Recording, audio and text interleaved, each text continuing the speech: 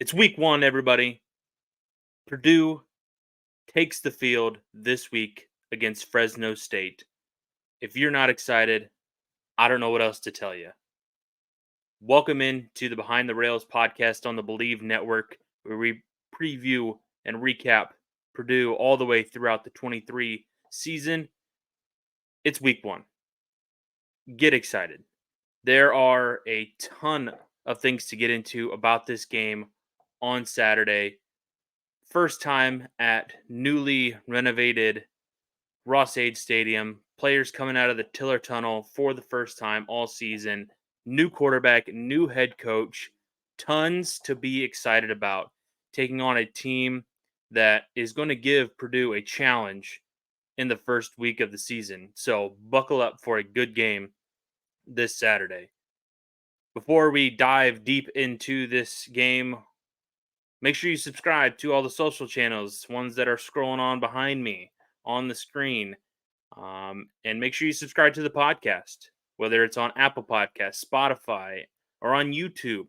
You can also find the show on Facebook as well. The whole entire show, not just clips. But if you want to just see clips of the show, you can go to Twitter, Instagram, TikTok, all that good stuff on there. You can also email the show, which I want you to take advantage of when you're sending in pictures from Ross-Ade Stadium or from your house watching the Purdue game, and you'll be featured right here on this screen behind me. So make sure you get those sent in whenever, but I'm going to be recording the recap show Sunday morning, so make sure that you get those photos into me well in advance if you would like a shot at being on the screen. And you probably be, for those that don't get on there on the recap show, you might put them on the preview show the following week when Purdue takes on Virginia Tech. So, but with all that out of the way, let's dive deep into this matchup.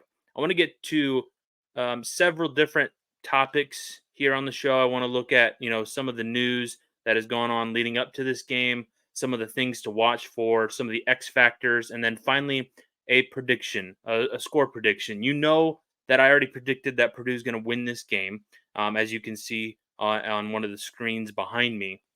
That I have, game by game, each result each week. So we're going to go through my score prediction at the very end against the spread, whether the game goes over or under the projected scoring total as of right now. So let's get into it. This is the first ever meeting between the Boilermakers and the Bulldogs. This is going to be the farthest east that Fresno State travels all season, and the Bulldogs are going to be getting in town today. So I don't know how much you can count on jet lag or their body clocks being off that much as they're traveling 3 time zones over and are going to be um, kicking off 9 o'clock a.m. their time on their body clocks. They're getting a day early to try and prevent some of that. Maybe they come out to a sluggish start. I don't really know if that's going to affect them too much with them arriving a day early, but I think there's a chance they might slow start, but I wouldn't factor that in, and I wouldn't bank on it either. So some things about Purdue coming into this matchup. We got our first look at the depth chart as that was released on Monday, right before Ryan Walters' preseason Week 1 press conference, and I liked his attitude in the press conference. Very confident, a lot of confidence oozing out of Ryan Walters. Feels like he has a good grip on his team and where they're at. When I think one student reporter might have asked if he had any burning questions left before they strapped him up on Saturday, his simple answer was no. That was it. Didn't elaborate. I think somebody else followed up and asked him why, and he kind of gave a little bit more of an answer, but not a lot. So I think he kind of knows um, where he is at with this team. And I think for a first year head coach going into his first game, I think he either needs to project that, or if he really does have a good grip or a good pulse on this team, I think that's a good sign. Um, I don't want to say projecting it is a good sign, but he's projecting that he's got a good eye for what this team is on. He said he has been watching every single rep of every practice. That's a lot of times spent in front of a screen. I mean, he probably spends more time than me in front of a screen, and I'm the one that's scrolling on TikTok, and he's not. So I think before that, now we got the depth chart right before the press conference started. A couple of things to note: no Gus Hartwig, no Garrett Miller. I think those two were kind of question marks coming in. You can kind of expect that they were going to miss some time or at least maybe a game. And there was no official timetable given. I think some of the reporters, the beat writers, I think maybe got further clarification later on that it could be a game or two, maybe three. They might be back before the Wisconsin game on week 4. So we'll see. They both had knee injuries, as you know, but they will be back. Hopefully sooner rather than later. For the center position, Josh Kaltenberg, he filled in some time. I think 3 or 4 games last year when Hartwig went down late in the season. Garrett Miller, obviously, as you know, missed the entire season last year. I think that it's going to be interesting because in filling in his spot, Max Clare um, is filling in, and I don't think he's got a whole lot of experience. Um, and also behind him, Drew Bibber and Paul Pifferi filling in at that tight end spot. So you have some experience, not a lot. I think a lot of people were hoping Garrett Miller would be ready for this game, but I think if you get him back for the Big Ten schedule, I think that'll be more than enough time for him to, I think, come back and make an impact right away. That knowing that he's fully healthy, you don't want to have him or Gus come in and not be 100% confident in their knee, and they maybe tweak something and they keep them out further along into the season. You want to make sure they're fully healthy, and I think that is what this coaching staff is doing. So they definitely hurt. You would definitely like to have the anchor of your offensive line in there, a guy who has a ton of experience, is on, I think, the Outland Trophy watch. So one of the better players along the offensive line in the country. So, and Garrett Miller was poised for a breakout season. I think he still is. He's just not going to have, be there for 12 full games and hopefully a bowl game. So it hurts. Another thing on the depth chart that I think was worth noting is a true freshman in the starting position in the secondary, Dylan Thieneman. And if you recognize that name, good, because it's another brother of the Thieneman family that is strapping up for Purdue. And I think it was somewhat of a surprise that he was in the starting lineup right away. But Ryan Ryan Walter said he's the second fastest player on the team. I think behind Deion Burks, I think he mentioned who was the fastest guy on the team. So he's got the speed to be at the Division 1 level and Power 5 level right away. I think you're hoping Saturday that he's ready mentally.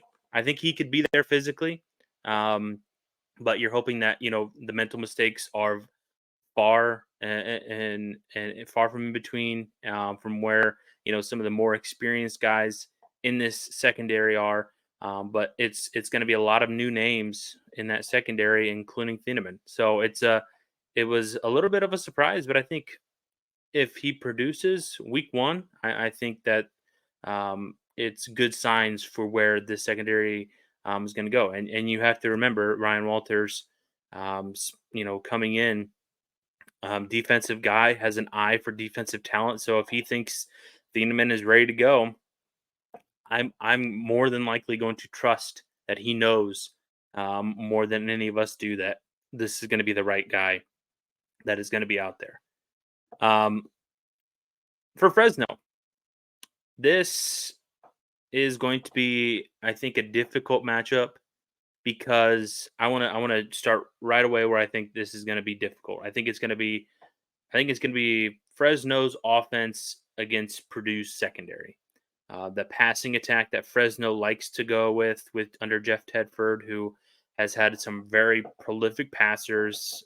Most famous one is probably Aaron Rodgers, and then you had the Carr brothers, and most recently Jake Hayner last year, who was outstanding. I think was ended up being playing in the NFL in the preseason, I believe. So I think this is going to be a difficult matchup. But the one thing that I will take away from that matchup is that it's a lot of new. There's a lot of new in the receiving core for Fresno State. It's a new quarterback. It's a new secondary for the most part for Purdue. You know, 3 out of the 5 guys in the secondary are all new to this program, and other than Cam Allen and Sanusi Kane, it's it's a lot of new, especially on the outside, and that's where I said I had my worries. So I think it's an interesting matchup. Can this offense in Fresno State produce? Can Mikey Keene, the new starting quarterback who's taking over for Jake Hayner, and beat out Logan Fife in the quarterback competition? That's another thing. Mikey Keene didn't get all the QB1 reps until this week.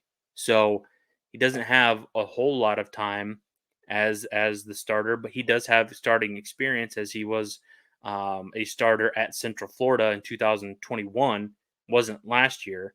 So he has some experience, beat out another guy this fall camp. So an interesting matchup, I think, because it's a lot of new. He's breaking in some newer wide receivers. The one receiver he does bring back is Eric Brooks, who's a slot guy, 5'7", I think 190 pounds. So quick, speedy guy. Going to use him in a lot of different areas. He's my one X factor for this game for Fresno State. I'll give my Purdue X factor here in just a moment. But with this offense for Fresno State, you have a lot of new at the wide receiver. You have a lot of new at quarterback, new running back, and you have an offensive line that is experienced.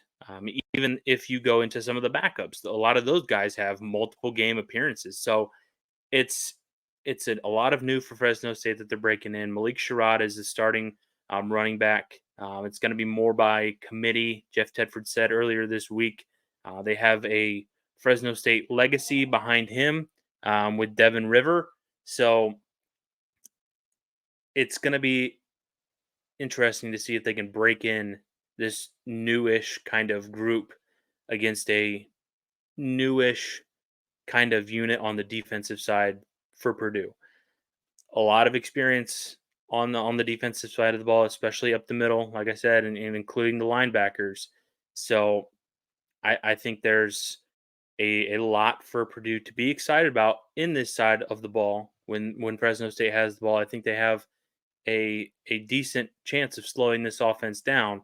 But there's also a chance where Fresno State breaks this game wide open and it's a scoring fest going back and forth.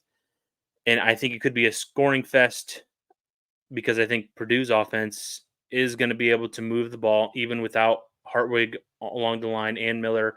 I think Hudson Card and Devin Mockabee are going to be able to move the ball. I think they're going to be able to move the ball on the ground more than I think that they will be to have a ton of success in the air because this is a defense with Fresno State that has a ton back. 11 out of the 11 starters, 10 of them are seniors, and I think one redshirt sophomore. So it's a lot of experience, a lot of seasoned guys, a lot of guys that have been with the program for a long time. There's a couple of walk-ons that joined the program in Jeff Tedford's first tenure at Fresno State in 2018. He recruited some of these guys that are still on this roster after Tedford left the program for health reasons and decided to come back a couple of years ago. So it's a lot of experience, a lot of reps on that side of the ball. It might be difficult for Purdue to score in this game, especially when you are trying to break in a new offense with a new quarterback. You're going to have an offensive line that has a couple of new guys on it. For the most part, it's a group that has experience along the line, but you're still breaking in some newer receivers, a new tight end. I still think they'll be able to move the ball Maybe not with the greatest efficiency that you would like. I still think that this offense is going to set Hudson Card up well, and he's going to be able to use his mobility to set up some plays, hopefully some bigger plays. It'd be difficult because this defense did not allow a ton of big plays last year. I think it was I had it written down here, about 40 plays of 20 yards or more last year. I think 48 was the exact number. And as whereas Fresno State's offense had almost 80 plays of 20 yards or more. So can this offense get those big plays downfield? Can they use the speed of Deion Burks? Can they use TJ Sheffield and get him the ball in space as well? Can Devin Maccabee run through some of these gaps? It'll be a challenge, but I'm hopeful that this offense does enough in week one, and we see enough in week one that gives you some hope that this offense is going to be a machine by the time Big Ten season rolls around, or the way midway through the season. So there is a lot of things going against Purdue in here, but I think there's a lot of things working in Purdue's favor, especially when you look at the run defense. It wasn't so very strong for Fresno State. They're breaking in a new defensive coordinator as well. It's I think, a new offensive coordinator as well, but it's Jeff Tedford's offense, so I'm not super concerned with a lot of falling off with that Fresno State team. So a couple of guys to look out for on that Fresno State defense: Laval Bailey, one of the better linebackers in the country. I think a sixth-year guy, a very good guy off the field as well. If you've read any stories about him, he's a very good guy off the field, a menace on the field. Cam Lockridge, dangerous guy in the secondary. I had 5 picks last year. Fresno State's defense was ranked in the top 10 in pass efficiency last season. So that's what worries me about this pass offense and the air raid, and how are they going to be able to attack this secondary that is so experienced and can pick off the ball in any situation. So yeah, it could be an interesting match. It could be a tight game all the way throughout. But can the offensive line wear down this front seven that has been known to give up some plays on the ground? I think that's what we've talked about with the previewing of the offense. Can they establish this run game until Hudson Card gets in a rhythm with these wide receivers and is able to move the ball um, efficiently through the air? Because this is a matchup that could provide a significant test for that. I think the X factor for Purdue is going to be Kadron Junkins. I think he needs to get after Mikey Keene. He needs to disrupt this passing game. Him and the rest of the guys on the edge, Malik Langham, Jeffrey Emba, Cole Brevard, can they get after the quarterback and this offensive line that is experienced but is not a stone wall? I think there's a lot of things that Purdue can do to get after the quarterback and force him into some errant throws and help out this secondary. Because if they can get after Mikey Keene and force him into some tough throws, some tough situations, that's going to help out this secondary a lot. A secondary that I think is talented, but is starting with a lot of new faces. And are they able to work together as one unit and shut down this Fresno State offense that wants to be high powered and move the ball downfield quickly? So I think that's where it starts, and I think Jenkins has the potential and the ability to have a lot of havoc plays, be a huge disruptor with this Fresno State offense. Prediction time. A lot of people are putting this as an upset.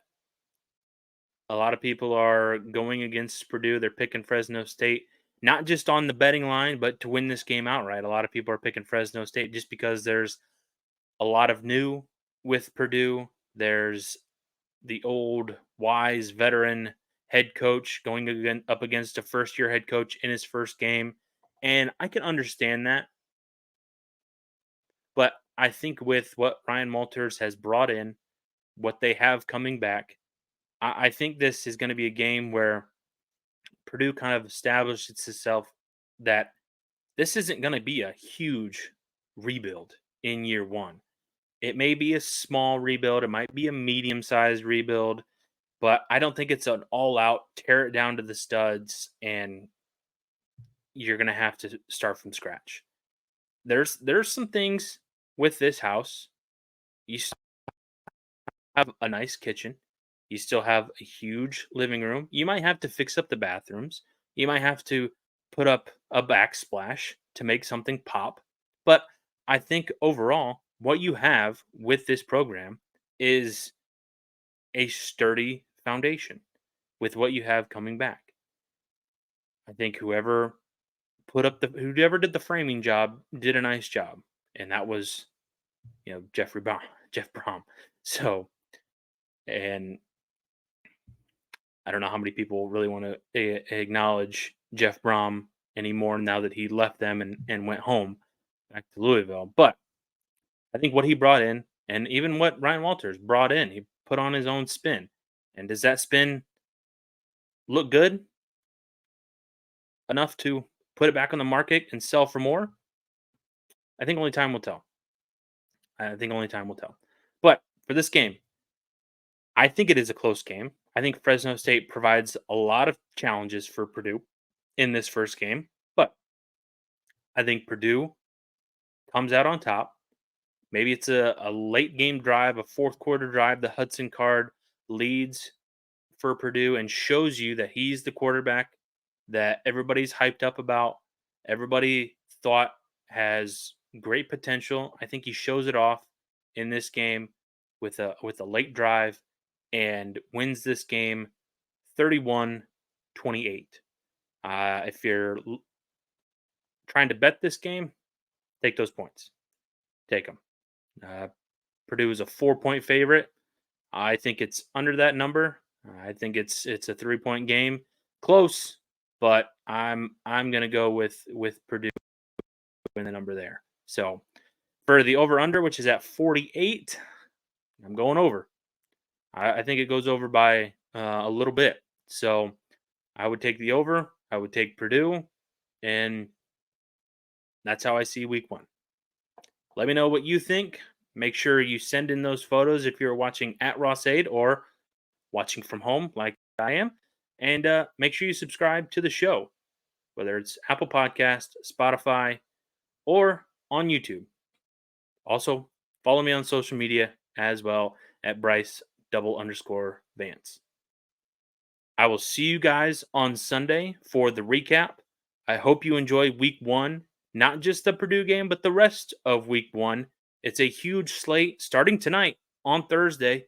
So get ramped up for Saturday and tune in to a game on the Big Ten Network at noon that I think is going to be one that a lot of people are going to be entertained by, including myself. So I will see you guys on Sunday. Thank you so much for tuning in today.